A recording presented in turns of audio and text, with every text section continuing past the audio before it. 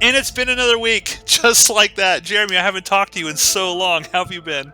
I've been good. It's been great, man. Okay. Well, we are here this week on Exhuming the X-Files, talking about the finale of the two-parter that we started last week with Tempest Fugit. This week, we have episode 18 of season 4, Max, directed by Rob Bowman, written by Chris Carter and Frank Spotnitz. Fuck you, Frank Spotnitz.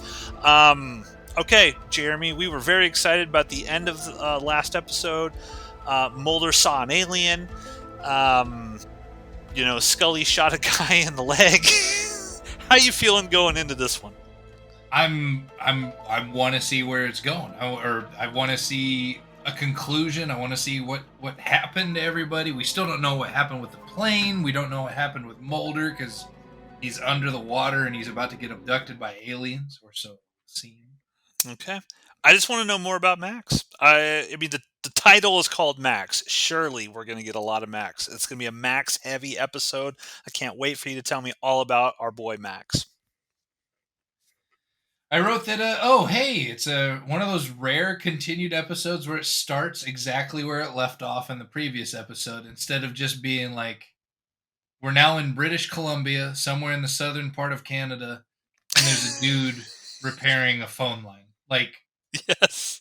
that's normally where the shit goes, but no, it immediately starts with Mulder's underneath the water. He's panicking. There's bright lights, but it isn't aliens. It's other scuba divers.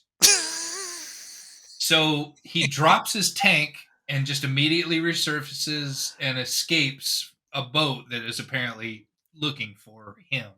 What was that episode where Mulder just like jumped into the water with his like full Yeah. This dude is like a fucking dolphin. When he's in the water, no one can catch him. Yeah. And he was wearing a fucking scuba suit and flippers. Then, like previously, he was wearing a full suit, a trench coat. So he gets away. He escapes in the darkness, though it looks like there's a stealth boat, a military stealth boat looking for him. He makes it to shore, only to have, as soon as he gets or to shore, there just happens to be a fucking Humvee with a light rig on top of it, just waiting right in front of him. It turns on the lights. He starts running away, and So Mulder hilarious. Mulder never sprints anyway. I know. He casually jogs away from anything, and that's like he's in that skin tight suit. He I laughed at this sequence. It just felt to me like David Duchovny was like, this is fucking uncomfortable. I don't want to do this, and I'm just going to half-ass it, and I don't give a fuck. That's what it felt like when I was watching him kind of waddle Yeah. away from the stuff. Have you ever seen the music video for Radiohead's Karma Police? Yes, I have. That's what it fucking looked like. He looked like the fat guy running in front of the car because he was about as far away. He was just kind of waddling out. I thought that's what it was a nod to. But anyway, he lightly jogs away from a moving vehicle and eventually is tackled by a soldier, who runs at normal speed when we're trying to intercept them. And then we get the title screen. Yeah, we have did we see Pendrell in this opening title screen? No, Okay. it's where we go after the title screen. Okay, yeah. So this opening for me very disappointing. Like we go from aliens to okay, Mulder's waddling on land and he gets tackled. He gets tackled by some commandos, and I was disappointed. This is where we went. Not gonna lie. But yeah. I mean, it's season 4. You got to get blue balls somewhere. So Fair. after the title screen, we get back to Mulder shoots a guy in the knee, and without ensuring that the combatant is downed. This is what you wanted an explanation of at the very end of the last episode. She shoots him in the knee, and then instead of, drawing down on him, walking him down, making sure that he's disarmed and or dead, she immediately starts rendering first aid, which She's I'm a sure is not doctor. FBI policy. She's a doctor. Doctor first. Dr. Scully. That's Her that's how it. Yes, you're right, but you have to make sure the bad guy is not going to continue fucking shooting everybody before you turn. You put on your doctor hat and start saving lives. That's not. That's not how it works, man. But fair. she doesn't do that. Maybe She she shoots a guy clearly in the leg, like I maybe saw it. maybe she The was like airman I saw it. maybe she was like it was an artery shot. He's going to bleed out. Yeah, okay. The the bartender who had his back turned, pouring a fucking double rum and coke, saw that she shot him in the leg. But she starts rendering first aid. She like holds a tissue down on him. She's applying pressure, and so of course the guy at the door escapes. Yeah. And I was wondering, like, where's the airman in all of this? He just vanishes. You don't even see his camouflage standing around in the background. It's just Maybe he's got that line of sight trick that the yeah. dude in Unrequited had. Or probably stand in a blind spot or just problems with 480p. I don't know. Probably a combination of both. I feel. And Did you then feel bad for Pendrell? no, no, because he was being a bully about the beer thing. Okay. Kind of a creepy bully. While I'm at it, Dude just wanted Scully. He's been wanting her for yeah. episode after episode after episode. Scully later on says like, dude saved my life. I mean, he went right in front of the bullet that was directed towards her. Listen, if Frohickey just started showing up, shoving booze down Scully's neck, I would not like him either. Fair. So, for some reason, and I don't think this is ever brought up again, Scully starts having those nosebleeds. She had Did a you know? nosebleed? Didn't she? I Didn't did she not hold a notice them. tissue in the beginning? And like Skinner takes the cloth away from her, and then we don't talk about the nosebleed ever after Oh, that ever again. I guess I didn't realize her nose was bleeding. I thought she just had blood on her from Pendrell, and she was like wiping it off of her face. Maybe I missed that. No, well in 480p, I saw a nosebleed that did not pay off, Okay. and I'm Leave a like, comment down below, listeners. Was Scully's nose bleeding? I guess she would. She's got cancer at this point, right? So maybe that's like tying in to the future stuff. I don't know. I thought it had something to do with the proximity of the aliens. The guy she shot in the leg, I thought he was like one of these Martian Manhunter dudes. Hmm. Like, Oh, that reminds me. We forgot to mention that in the last episode. Mulder had a really good joke at her birthday when he hands her that little box that looked like it might have a ring in it, and she's like, "What are these? Whatever?" And alien implants. He's like, "Yeah, I made them for yeah, earrings for you." That was a good yeah, line. I got two of them and had earrings made. Yeah, that Yeah. was a great joke. So if you remember that happening a week ago, that joke is now paid off for you. Yeah. All right. So um what happens? Scully has a nosebleed. She finally checks on the airman. The airman is suddenly under arrest as an arrest warrant was issued by the Joint Chiefs of Staff. And this is another thing that bothers me about this stuff. It's like the judge adjutant general. You could have just said that. You could like anybody could see. Nobody at the joint office of the Joint Chiefs of Staff are issuing arrest warrants for anybody Hmm. Good to except for know. in this world. And also Mulder is under arrest. Skinner's like, I don't care that you guys are. I don't care that this airman has been. I don't care what has happened. And he takes it as he's like taking the bloody cloth away from her Scully. He's like, I'm concerned with you, not Agent Pendrell. You and Mulder in particular. So she, what is it? Scully goes and gets Mulder out of the clink. They apparently dressed him in 50s era airman fatigues. Yeah, I noticed that. It was weird. You know what this scene reminded me of, kinda? It reminded me of the scene in Fallen Angel back in season 1 when the military arrests Mulder for taking pictures of the crashed UFO, and Scully has to go in and get him out of there. I was like, it's the exact same thing. It's like poetry. It rhymes. Wow, you went George Lucas on me. So you got me. I get very passionate about Star Wars, and for the past week that we haven't talked to each other, I've just been thinking Star Wars, and I can't get it off my mind. What? I blame you. Let's have that conversation. We're not having that right now. No. I'm not gonna do it.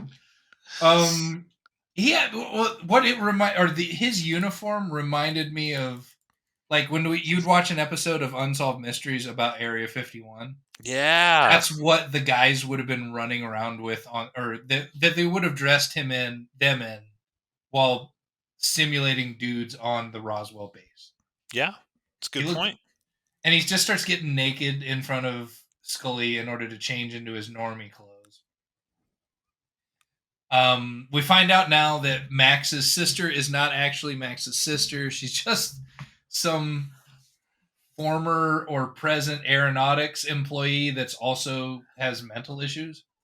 And she had met Max through like whatever support groups are there for crazy aeronautics people. Yeah, and we find out, like, I don't know if we mentioned this last week, but the thing that like this whole thing that these two episodes revolve around is what the hell was Max carrying on the airplane? They know it's radioactive. He had it in a bag, but nobody knows what he actually had. And I think that, because don't they mention that Max was working under some sort of pseudonym at some sort, like Scully's like he's stolen plutonium for this place he was working at or whatever. So like at one point they think he's got plutonium and weird shit, but I think he met her through there. And I guess I don't know, was it like love letters and stuff back and forth? Like were they like an item? I did not understand like what their actual relationship was. She liked his charisma, as we all did. Well, and by we all, everybody on this planet except for Frank Spotnitz. Damn you, Frank Spotnitz! So, yeah, because she was like filming his videos where he just talks about like aliens and stuff. Speaking of, they go visit his trailer a couple of times in this episode, and they hit play on his stereo. Did you listen to that song at all? I mean, I listened to it while I was watching the show. It was like it was talking about like weird conspiracy shit. Yeah, come on. He would have listened to like metal or something like that. Like who? Oh my god! So in the who is so in the conspiracy that they're listening to lame ass songs about black helicopters and stuff. I just want to point out, Jeremy, that last month, the one and only Frank Spotnitz was at a convention in Philadelphia at the world's only X-Files museum. If he's going to be there next year, I'm going. I'm going. You hear that, Frank Spotnitz? I'm going to be there. I'm going to have a glossy of Max, and I'm going to just bring it up to the booth, and I'm going to confront this guy. It's happening. You're going to make it like wearing a NICAP hat. Curly red wig. Haired wig. How dare you do my boy like that? So that's weird that we've been sitting here and you've been like, you should be on a list. I probably am. Stalking Frank Spotnitz now. They mention in passing that at this point, after we discover that Max's sister is alive, that Agent Pendrell is dead, and it's just not really dwelled upon long enough. I feel it was so short, it was cannon foddery, and that kind of pissed me off. David Duchovny's the look on his face, like Scully again. Gillian Anderson is the one who's the actual actor here, and she's like, Pendrell's dead, and like David Duchovny does this reaction like, Oh man, he puts his like hand on her shoulder, and then it's like, but aliens. Let's talk about something completely different. You're right. Good. Let's talk about something else. We Oh, got. that's a bummer, man. Oh man, one Anyways, less guy who wants to get in your pants, Scully. Dang, I'm really, really sad about that.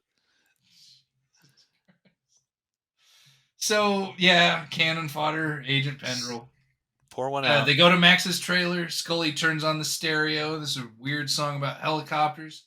They just pop in a random VHS, and it's him recording his story. And I'm like, I notice like it's not in a steady cam. Like somebody's whole, or it's not a mounted camera. Yeah, Somebody is filming him saying all this weird shit. While he's telling the story about him and aliens and being abducted, it keeps cutting to the fallen angel recovery program that is out next to the lake. Like they zip up a gray in a body bag, and they have like 6 body bags next to each other. You got them putting hunks of alien spacecraft underneath this tent awning, and eventually they cart this dude out, and he's just out of the water, just covered in radiation burns. yeah. And then skinny Geraldo Rivera shows up, who Scully shot in the leg, and he looks at lumpy radiation guy, and he's like, "We found it." What? We found what? At this point, they haven't even talked about that 3-part alien piece of tech yet. It's true. It's a good point. Fair. So Mulder and Scully go to the head investigator. They know that none of this is ever going to be talked about, that the truth isn't going to be out there, but they feel that that he deserves to know everything was going on. And this is probably my favorite part of the entire both episodes, because there's a nasty habit in this show when we have a two-parter that they just forget everything that happened in the first episode and never recall anything back really to the original episode, except for a few threads here and there. But they basically just like brought everything that happened in the previous episode into this episode to make it one continuous cohesive story, Yeah, while they were explaining what happened on the plane to the investigator. yeah, And it actually shows that the plane, or the pre-title screen from the first episode, where the plane is met by this white light, and then all of a sudden everything pauses and people can walk around, and the dude with the plastic gun can't fire it at Max. And then he gets abducted, and this is the only, this is why the episode was titled Max, because he got to act in it, which I guess all they found him useful for was contorting his body into that same awful position that he got adapted in the first time around. yeah. Poor guy. Just And keeps getting abducted over but it and over and looked over. cool. That whole It did. fucking scene looked really cool. Yeah, and it was cool because they showed while they were telling. Like, there's a voiceover of David Duchovny explaining, or Mulder explaining, like what happened on this, and they actually showed it to you, which was cool. I thought it was dope.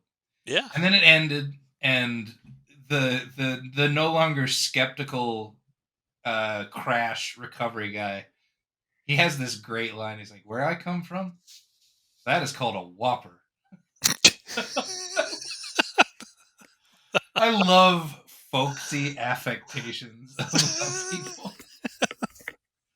But he's like, "Well, obviously I can't tell anybody any of that." But what's weird is they end up finding, they allude back to the maybe Max stole some nuclear material of some type, because they find his bag in and amongst the plane wreckage, and inside, or it's, the bag is clearly radioactive, and inside the bag is the NICAP cap. It has to be a different one though, because remember No, Mulder it's all had it, floppy. but Mulder had it at the end of Fallen Angel. He has it That's in what I his wrote. office. Yeah, And that's why I'm like, why does he have that cap? It's the I don't same know. cap. It's the same cap, man. Okay. It's all greasy and used and dirty. The new one wouldn't have had that much time to break in. Yeah, I don't know. Maybe Max snuck into the FBI and took it from Mulder's office. I'm guessing the cigarette smoking man probably took it and then back channeled it back to me. Just to piss Mulder off. He's petty like So, that. so they go back to Max's trailer. They find that his entire thing was ransacked. I think they found it ransacked in the first episode, if I recall correctly, too. Yeah, she makes some sort of crack about Mulder and Max are like two kindred spirits who can live in a trash infested camper. Yep.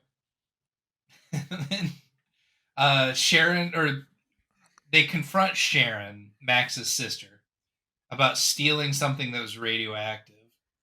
And she admits that it was a piece of alien tech stolen from a private military contractor and then it was split into three pieces. And so Mulder like commits another federal crime and steals Max's mail because he sees a letter addressed from his or Max's fake alias that he made up in the first episode to himself. And he finds that it's like a locker code or something. It's a place where you check bags into like a bus station or something, Yeah, and they just hold it. So he goes and retrieves it, assuming that it's the third piece, meaning the first piece was why the aliens showed up and tried to abduct or had abducted Max in order to take that piece of alien tech back from them. They had abducted Sharon at this point and took her piece back from her. So now Mulder is going to go get the third piece. Um, and he does while he's being followed by somebody. I guess the Men in Black. I don't Men know. in Black apparently. But as he retrieves the bag, he realizes he's being followed, and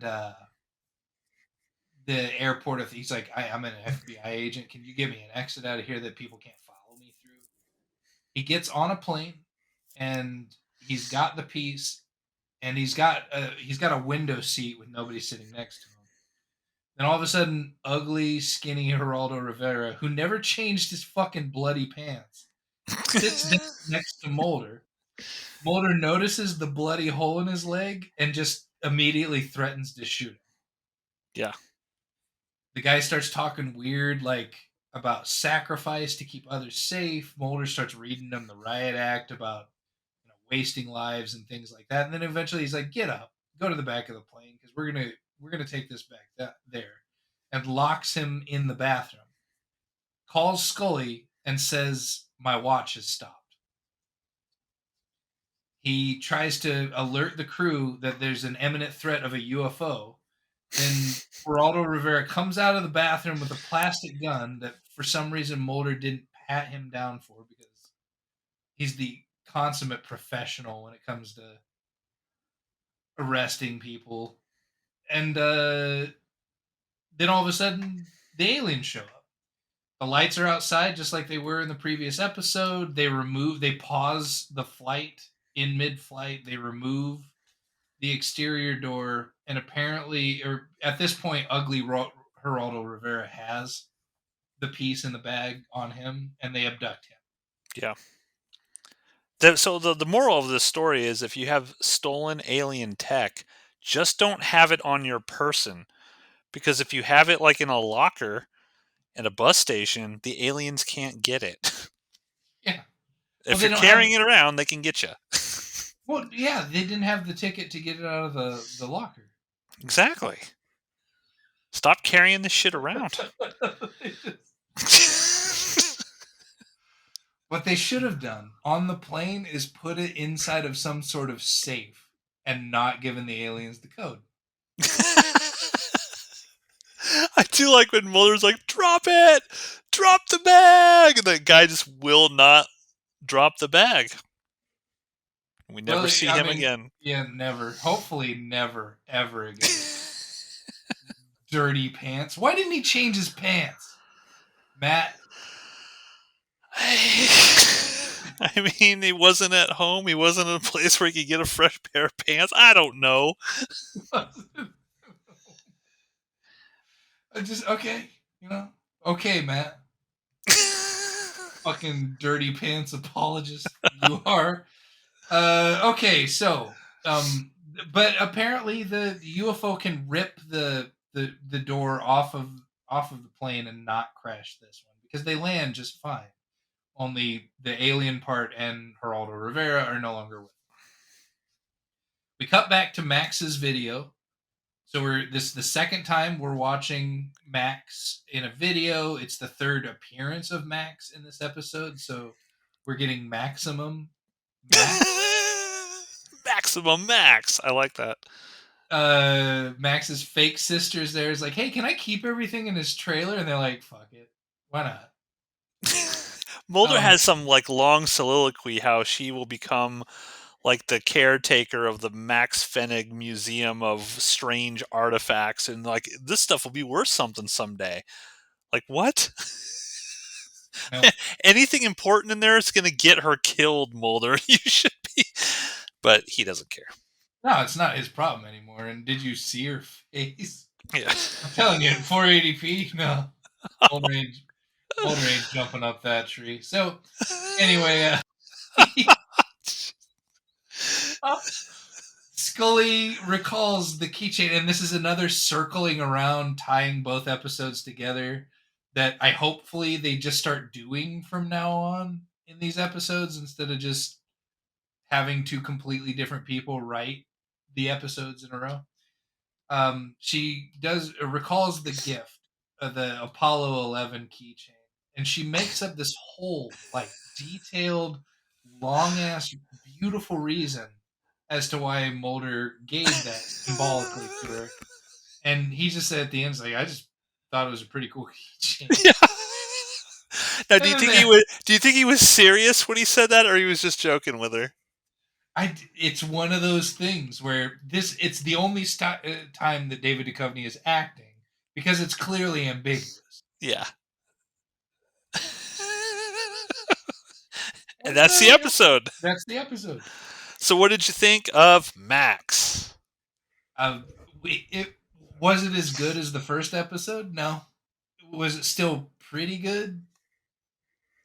Eh, yeah, yeah. I mean, again, just like the previous episode, you start throwing aliens and the conspiracy and the overarching plot line of what is going on with the big conspiracy in X Files. Yeah, I'm a whore for it, so I enjoyed it. But no, was it as good as the first episode? Not even close. I feel like after watching this one, that this did not need to be a two-part sort of episode arc. I think they could have fit everything they needed to fit into one episode. I think if they would have made Max one of the main characters and Max was going on an adventure with Mulder throughout this whole thing, and then something happens at the very end, either Max dies or something, and David Duchovny would have had a chance to really like feel impacted by his death. I think it would have been amazing had they gone that route. But instead, we get some fucking idiot who thinks he's smarter than what everybody else would want to see. Like, oh, you want to see that? You know, the old adage in entertainment is like, give the people what they want. Fuck you. I'm not going to give you what you want. I'm going to give you this bullshit and you're going to like it. No, I don't have to like it, Frank fucking Spotnitz. So, but yeah, you're right. This is not nearly as good as the first one. It just kind of ends on a, eh. Does it further anything with the overall conspiracy? No. Does it, do our great agents grow in any meaningful way? No. As I look back at both of these two things, these two episodes, it doesn't really further anything at all, does it? Like No, we never hear about these weird alien engine pieces or whatever ever again. Like no.